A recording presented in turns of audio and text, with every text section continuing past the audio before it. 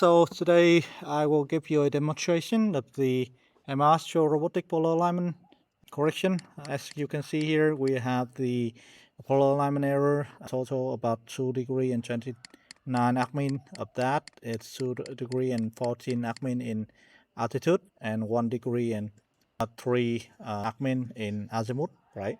So the best practice is that we will move we will correct for the error using about half of the error on the first go, right?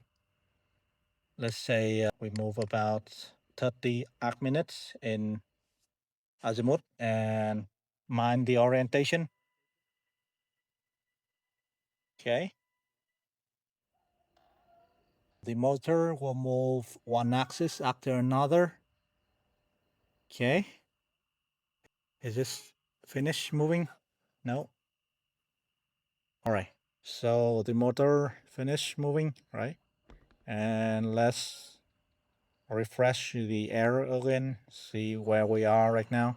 This is the manual adjustment of the robotic polar alignment, right? So both of the error is reducing, right?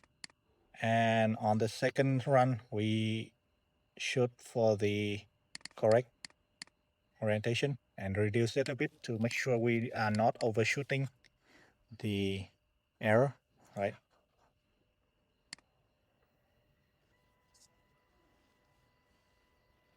So this is the manual adjustment. You do this if your setup do not support automatic polar alignment for AC Air or Stella Vita, or if you are using a iOptron iPolar or PolarMaster, right? The axis finish moving. We will do a refresh once again and see where we are. Hopefully we are approaching the perfect polar alignment. We are overshooting. I'm sorry, we entered the wrong. Make sure we are not overshooting. And I think we are overshooting in the azimuth, right? Now let's go once again.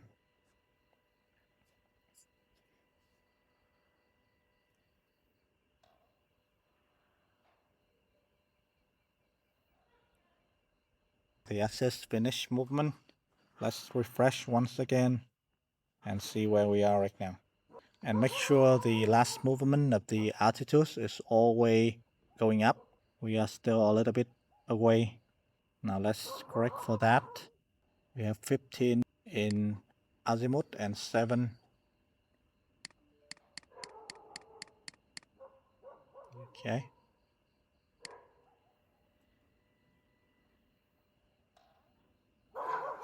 Okay. Let's do the refresh once again. See if we have a better solution this time. The ads look pretty good right now. I won't worry about that, and I will go with the azimuth. We still have about 5 arcmin left, and I will go with 2 on the altitude. I will go with H axis now and see if we can have a pinpoint polar alignment. The azimuth look pretty good now. The altitude is still about 2 arc minutes. I will try to correct for that with a last movement about 2 arc min.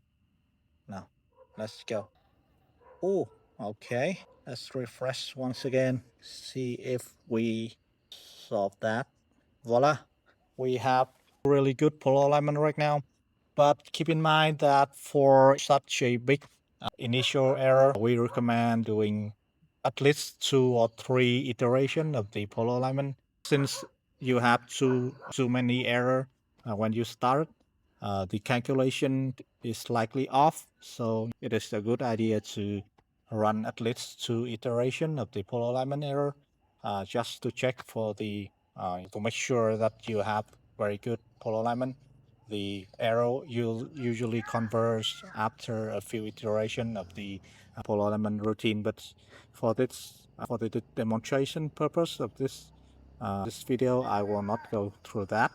Thank you for watching, and I'll see you next time with another videos on this soon, and see you again.